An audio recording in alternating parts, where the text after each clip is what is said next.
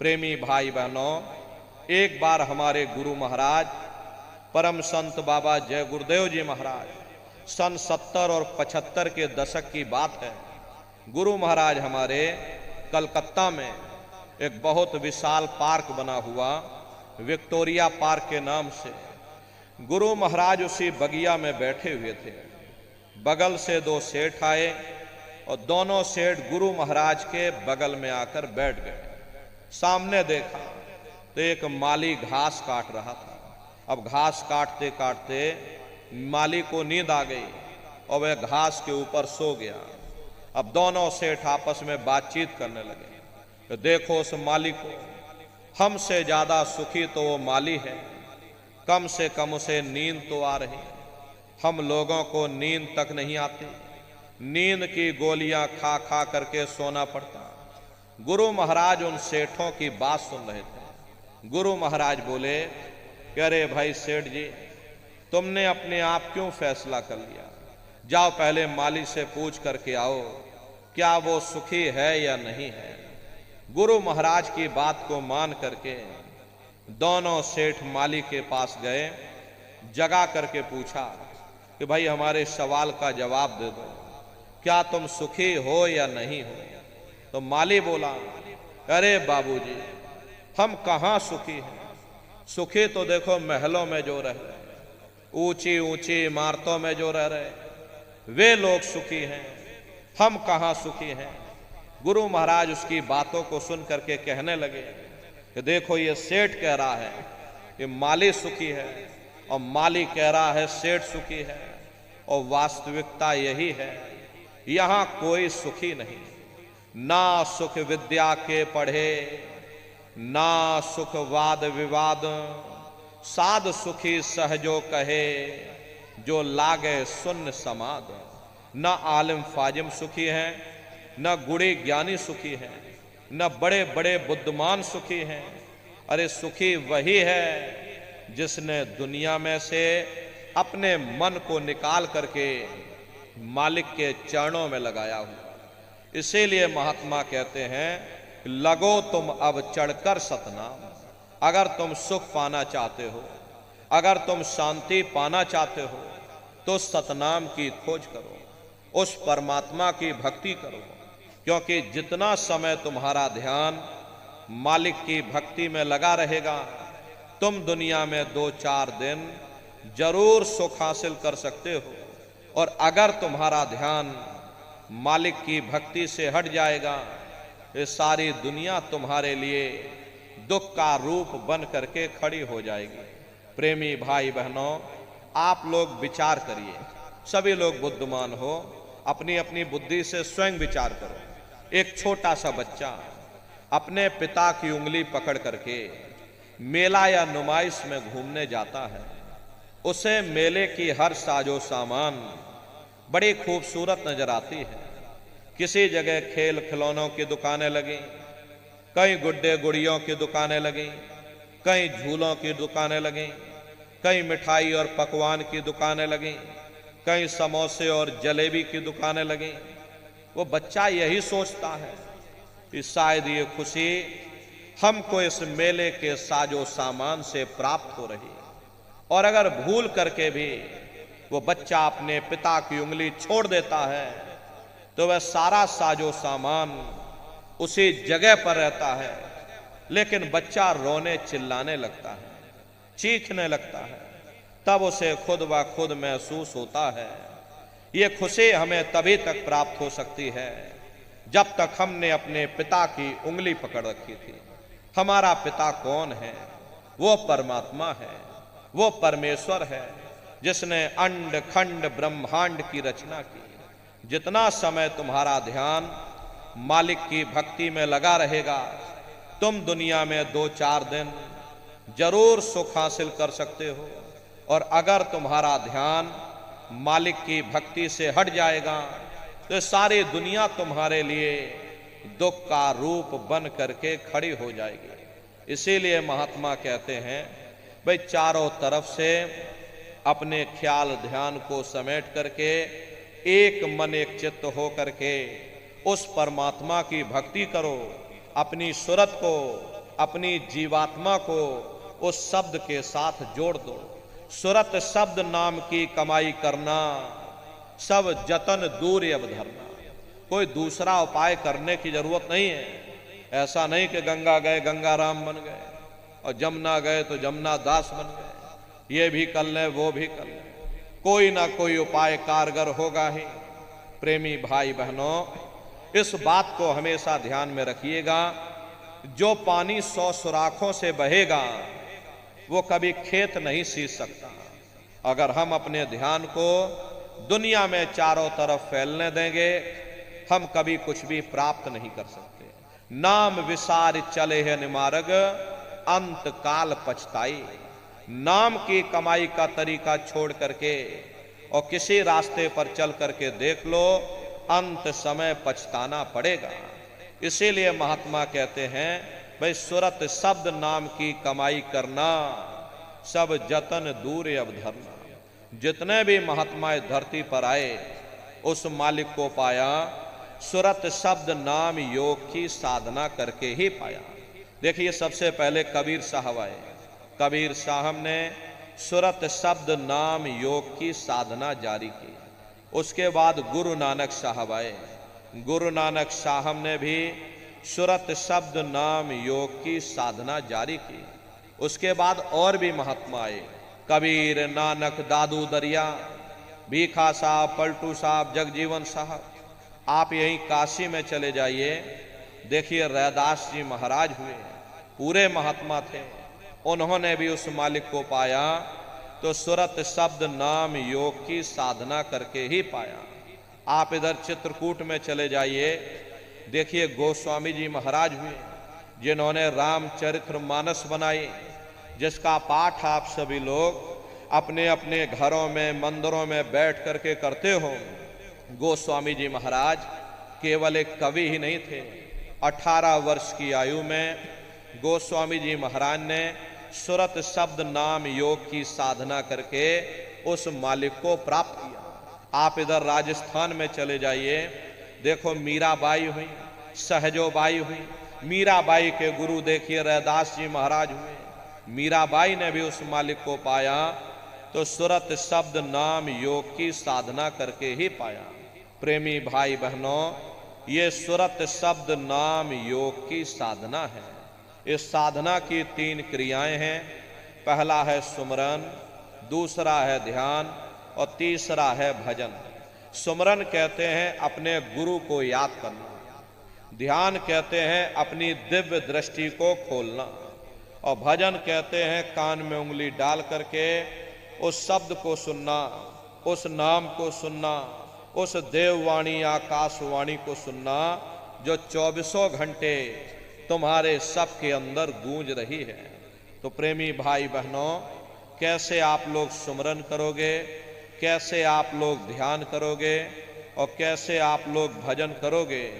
बहुत से नए प्रेमी भाई बहन यहाँ बैठे हुए हैं। तो सुमरन, ध्यान और भजन कैसे कैसे करना है, बैठ करके आप सभी लोग अच्छी तरह समझ लेना। दुनिया भर के गाने जो आप लोग बाहर सुनते हो, उस संगीत के सामने ये दुनिया के संगीत कुछ नहीं है। जब आप उस संगीत को सुनोगे, इतना भारी आनंद आपके ऊपर छा जाएगा, इतनी खुशी आपको होगी, ऐसा नशा आपके ऊपर चढ़ जाएगा, ये आप सारी दुनिया को भूल जाओगे। अरे शंकर भगवान को वही नशा चढ़ा था। शंकर भगवान कोई गांजा भांग नहीं पीते थे। ये तो हमने आपने शंकर भगवान को भी बदनाम कर दिया। इस शंकर भगवान गांजा भांग पीते थे तो चलो हम भी गांजा भांग फूकेंगे, और सब के सब गजेड़ी हो गए। प्रेमी भाई बहनों, शंकर भगवान ने कभी गांजा भांग नहीं पिया। शंकर भगवान जिस नशे में लीन रहते थे, वो नाम का नशा था, वो ध्यान का नशा था, वो भक्ति का नशा था। जब आप उस आवाज को सुनोगे तो आपको भी वो नशा चढ़ जाएगा, क्योंकि उस आवाज में चुंबक है। प्रेमी भाई बहनों, जब आप उस आवाज को सुनोगे तो वो आवाज आपको अपनी ओर खींचेगी, और जब खिंचाव होगा तो जीवात्मा का फैला हुआ प्रकाश 9 दरवाजों से सिमटने लगेगा। अब ये 9 दरवाजे कौन कौन से हैं देखो प्रेमी भाई बहनों, अच्छी तरह समझिएगा। अरे बहुत बड़ा विज्ञान है। दुनिया का विज्ञान जब समाप्त हो जाएगा तो ये विज्ञान प्रारंभ होगा। यही सच्चा सनातन विज्ञान है जो ऋषियों मुनियों ने समझाया था, जिसको ये संसार भूल गया और बाहरी पाखंड में और कर्म कांडों में उलझ गया। तो आज सच्चे सनातन विज्ञान को समझने की जरूरत है। तो ये 9 दरवाजे कौन कौन से हैं देखो प्रेमी भाई बहनों, 2 आंख, 2 कान, 2 नाक के सुराख, 1 मुंह, 2 मलमूत्र का रास्ता, ये शरीर के 9 दरवाजे हैं। सबसे पहला दरवाजा गुदा चक्र आता है। गुदा चक्र में गणेश जी वास करते हैं। गणेश जी वहां के मालिक हैं। ये 4 दल का कवल है। यहां पर पृथ्वी तत्व पाया जाता है। उसके ऊपर इंद्री चक्र आता है। इंद्री चक्र में ब्रह्मा जी वास करते हैं। ब्रह्मा जी वहां के मालिक हैं। ये 6 दल का कवल है। यहां पर जल तत्व पाया जाता है। उसके ऊपर ये नाभि चक्र आता है। नाभि चक्र में विष्णु जी वास करते हैं। विष्णु जी यहाँ के मालिक हैं।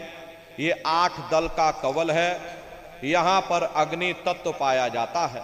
उसके ऊपर ये हृदय चक्र आता है। हृदय चक्र में शिव जी वास करते हैं। शिव जी यहाँ के मालिक हैं। ये 12 दल का कवल है। यहाँ पर वायु तत्व पाया जाता है। अरे वास्तव वो ऊपरी मंडलों में, ऊपरी लोकों में वास करते हैं, लेकिन उनका प्रकाश, उनकी किरणें इन चक्रों पर पड़ती हैं। उसी के ऊपर एक कंठ चक्र आता है। यहाँ पर आद्या महाशक्ति की किरणें पड़ती हैं। ये 16 दल का कवल है। और आप सबसे ऊपर, तुम्हारी जीवात्मा सबसे ऊपर दोनों आंखों के मध्य भाग में बैठी है, जहां पर ये देवियां बिंदी लगाती हैं और पुरुष जहां पर ये टीका लगाते हैं। ये बिंदी और ये टीका यहां पर हम लोग इसीलिए लगाते हैं क्योंकि यहीं पर हमारी जीवात्मा बैठी है, उसका श्रृंगार किया जाता है। ये 10वां द्वार है जहां पर तुम्हारी जीवात्मा बैठी है। ये दोनों आंखों के बीचों बीच में, इसी को 10वां द्वार कहते हैं।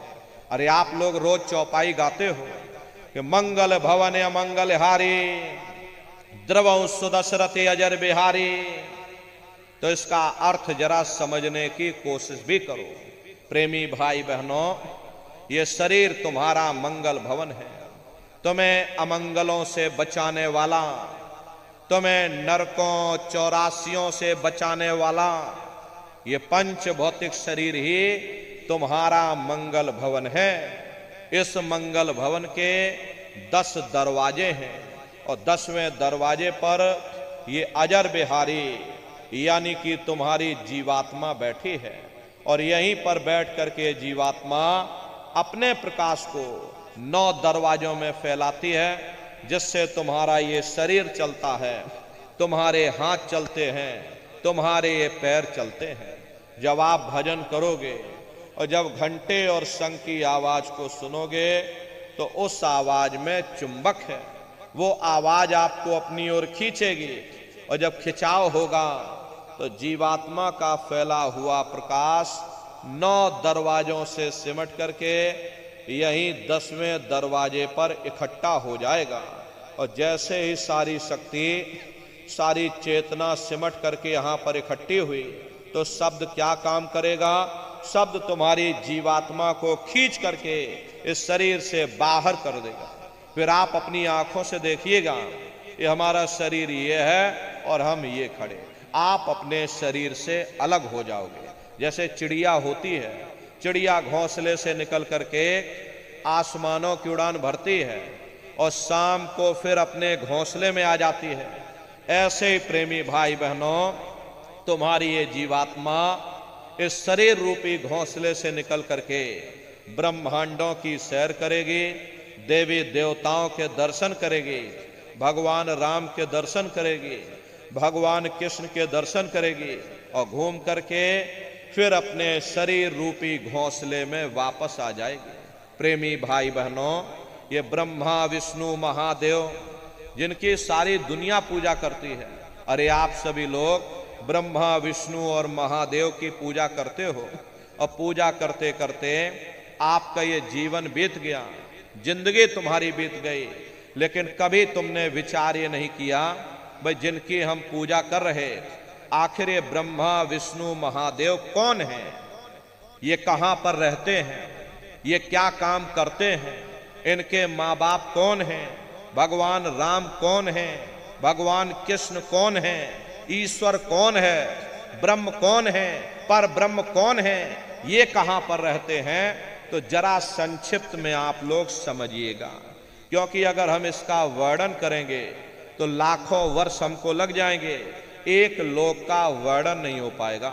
इतने विशाल लोक इस आसमान के ऊपर बने हुए, लेकिन संक्षिप्त में हम आपको बता रहे कि किन किन मंडलों को पार करते हुए तुम्हारी ये जीवात्मा अपने 5वें मंडल पर यानी कि सचखंड में पहुंचेगी। रास्ते में कौन कौन से देश मिलेंगे, उस देश के कौन कौन से राजा मिलेंगे, तो जरा संक्षिप्त में आप लोग समझ लीजिए। प्रेमी भाई बहनों, जब आप भजन करोगे और जब घंटे और शंख की आवाज को सुनोगे, तो उसी घंटे शंख की आवाज को पकड़ करके ये जीवात्मा ब्रह्मांडों की चढ़ाई करती है। पलक झपकते यह जीवात्मा खरबों योजन ऊपर चली जाती है। ये चांद सूरज सितारों को पार करने के बाद में सबसे पहले जो आपको लोक मिलेगा उसे महात्माओं ने शिवलोक कहा। शिवलोक तमोगुणी स्थान है, वहां के मालिक शिव जी हैं, वो पार्वती जी के साथ में उस लोक में विराजमान है। चैतन्य धार जो ऊपर से नीचे आ रही, जिसे महात्माओं ने गंगा कहा, वह अपना केंद्र बिंदु शिवलोक को बनाती है। इसीलिए शिव जी की जटा में ये गंगा दर्शाई जाती हैं। इस लोक में असंख्यों जीवात्माएं रहती हैं। ये सभी जीवात्माएं शिव स्वरूप में मौजूद होती हैं। जब आप वहां पहुंचोगे और शिव जी का जब प्रत्यक्ष दर्शन करोगे, तो आपका स्वरूप भी शिव के समान यानी कि शिव स्वरूप हो जाएगा। शिव जी का दर्शन करने के बाद फिर घंटे शंख की आवाज को पकड़ करके फिर जब आप ऊपर चढ़ोगे, उसी के ऊपर ब्रह्मा जी का लोक आएगा। ब्रह्मा जी का लोक वो रजोगुणी स्थान है। वहां के मालिक ब्रह्मा जी हैं। वो गायत्री सावित्री और सरस्वती के साथ उस लोक में विराजमान है। प्रेमी भाई बहनों, घंटे और शंख की आवाज को पकड़ करके रखना पड़ता है। यदि आपने उस आवाज को वहां छोड़ दिया तो सेकंड भर आपको नहीं लगेगा, धड़ाम से आप अपने शरीर में वापस लौट आओगे और इन बाहरी आंखों को खोल दोगे।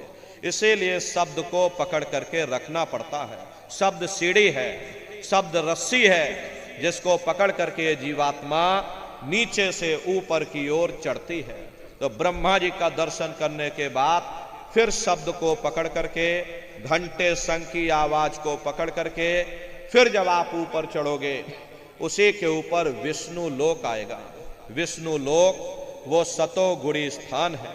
वहां के मालिक विष्णु जी हैं। उनका बड़ा मनमोहक स्वरूप है।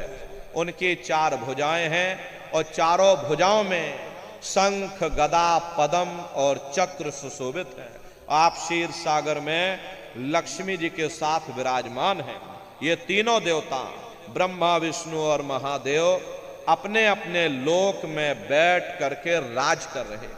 एक रचयिता है जो हम जीवों को रचता है, एक पालनहार है जो हम जीवों को पालता है, एक संहार करता है जो हम जीवों को नष्ट कर देता है। एक का काम है शरीर को बनाना, एक का काम है शरीर की सुरक्षा करना और एक का काम है शरीर को नष्ट कर देना।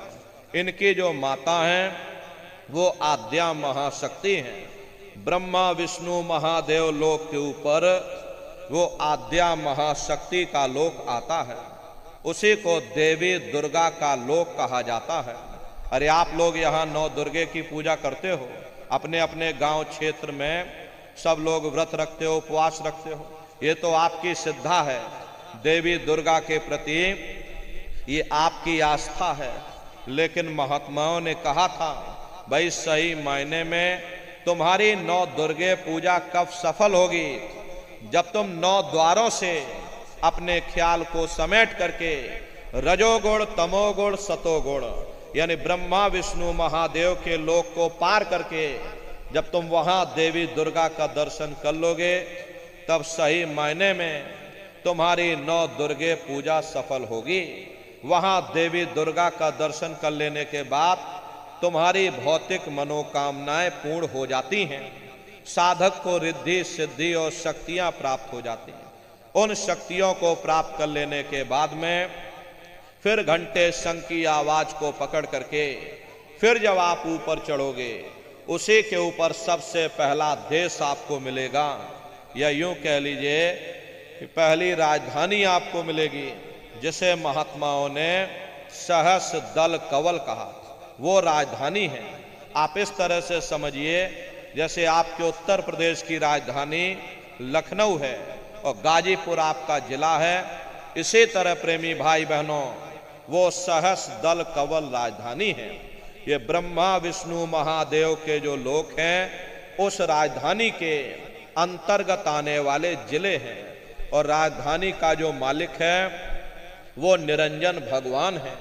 ये ब्रह्मा विष्णु महादेव ये निरंजन भगवान के ही पुत्र हैं, और ये आद्या महाशक्ति देवी दुर्गा ये निरंजन भगवान की अर्धांगिनी है, और निरंजन भगवान स्वयं तीनों लोकों के मालिक हैं। उन्हीं को त्रिलोकी नाथ कहा जाता है। हिंदू उन्हीं को परमात्मा कहते हैं, मुसलमान उन्हीं को खुदा कहते हैं, ईसाई उन्हीं को गॉड कहते हैं। ये जल एक है, जल को चाहे आप पानी कह लो, चाहे वाटर कह लो, चाहे आप नीर कह लो, इसी तरह प्रेमी भाई बहनों वो परमात्मा एक है। हम लोग लफ्जों के झगड़े में उलझे हुए हैं। घंटे और शंख की आवाज जो हर इंसान के अंदर गूंज रही, वो आवाज उन्हीं के मुखार बिंद से हो रही। निरंजन भगवान का जो स्वरूप है वो ज्योतिष स्वरूप है। हजार बाती की अखंड ज्योति वहां पर बराबर जल रही है। परम प्रकाश रूप दिन राती, नहीं कछु चाहिए दिया घृत बाती। अरे हम आप यहाँ मंदिरों में ज्योत जलाते हैं, ये तो हम आप उसकी नकल करते। इस ज्योति में तेल की जरूरत पड़ती है, बाती की जरूरत पड़ती है।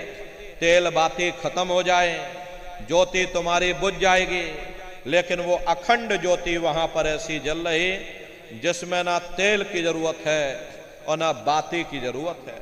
अरे महात्माओं ने लिखा है, उल्टा कुआं गगन में तिसमें जरे चिराग, तिसमें जरे चिराग, बिना रोगन बिन बाती, 6 ऋतु 12 मास, जरत रहे दिन राती, सतगुर मिले जो होए, ताह की नजर में आवे, बिन सतगुर नहीं कोई, वाह को दर्शावे। वो अखंड ज्योति ऐसी है जिससे पूरा ब्रह्मांड प्रकाशवान हो रहा। जितने भी अवतारी शक्तियां आई, भगवान राम आए, राम को वहीं से नीचे उतारा गया। इसीलिए उस देश को अयोध्या नगरी या कौशलपुर देश भी कहा जाता है। अरे गोस्वामी जी महाराज साधना करके जब वहां पहुंचे, तभी गोस्वामी जी महाराज ने रामचरित्र मानस में लिख दिया। देखो प्रेमी भाई बहनों, रामचरित्र मानस में गोस्वामी जी महाराज ने जो भी लिखा है वो सब अंतर का भेद लिखा। जब उन्होंने साधना किया, साधना करके जब ऊपर गए, जो कुछ उन्होंने ऊपर जा करके देखा वो रामचरित्र मानस में लिख दिया। आप लोग ऊपर गए नहीं, आपने कुछ देखा नहीं, इसीलिए आप अर्थों को समझ नहीं पाते हो और अर्थ का अनर्थ कर देते हैं। तो क्या लिखा गोस्वामी जी महाराज ने? देखिए गोस्वामी जी महाराज रामचरित्र मानस में लिखते हैं, मुद्यो नैन त्रिशत में भयो, पुन चितवत कौशलपुर गयो, जब मैंने अपने बाहर की आंख बंद की, मेरी अंतर की आंख खुल गई और मैं क्या देख रहा हूं, मैं कौशलपुर देश में पहुंच गया। मोह विलोक राम मुस्काई, मुझे देख करके भगवान राम प्रसन्न हो गए। उन्होंने ऊपर जाने का मुझे रास्ता दे दिया। मैं ऊपर जा करके क्या देख रहा हूं, उधर माज सुनंडज राया, देखे बहु ब्रह्मांड निकाया, अति विचित्रता लोके अनेका, रचना अधिक एक तेका। विचित्र विचित्र भांत के वहां पर लोक बने हुए, एक से बढ़कर एक सोने के महल बने, जिनकी शोभा अवर्णीय है।